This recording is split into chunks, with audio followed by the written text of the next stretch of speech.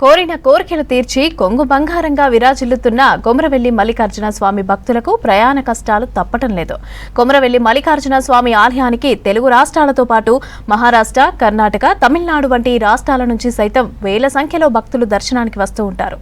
ఇతర రాష్ట్రాల నుంచి వచ్చే భక్తుల కోసం కొమరవెల్లి ఆలయ సమీపంలో రైల్వే స్టేషన్ ఏర్పాటు చేశారు. ఏళ్లు గడుస్తున్నా ప్రారంభం కాకపోవడంతో భక్తులు ఇబ్బందులు పడుతున్నారు.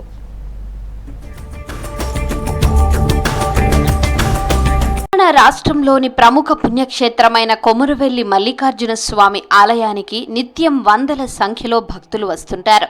3 నెలల పాటు సాగే స్వామివారి జాతర బ్రహ్మోత్సవాలకు ఇతర రాష్ట్రాల నుండి సైతం వేల సంఖ్యలో భక్తులు తరలివస్తారు.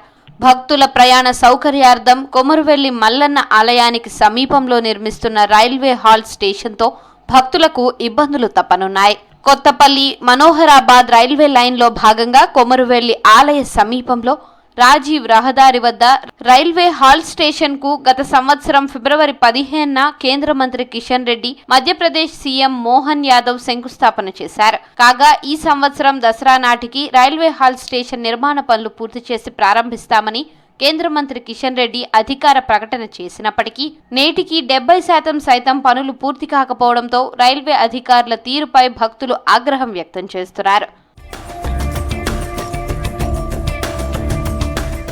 మరొక నెల రోజుల్లో మల్లికార్జున స్వామి కళ్యాణంతో పాటు జాతర బ్రహ్మోత్సవాలు ప్రారంభం కానుండడంతో ఈ ఏడాది సైతం భక్తులకు ప్రయాణ కష్టాలు తప్పేలా లేవని భక్తులు వాపోతున్నారు. రైల్వే హాల్ స్టేషన్ వద్ద నేటికి టికెట్ కౌంటర్లు, వెయిటింగ్ హాల్, విద్యుత్ సదుపాయం, నీటి సరఫరా, మరుగుదొడ్లు వంటి అనేక పనులు పెండింగ్ లో ఉన్నాయని స్థానికులు తెలిపారు. ఇప్పటికైనా కేంద్ర రాష్ట్ర ప్రభుత్వాలు స్పందించి జనవరిలో ప్రారంభమయ్యే మల్లికార్జున స్వామి వారి జాతర బ్రహ్మోత్సవాలకు రైల్వే హాల్ స్టేషన్ ప్రారంభించి అందుబాటులోకి తీసుకొని రావాలని భక్తులు కోరుతున్నారు.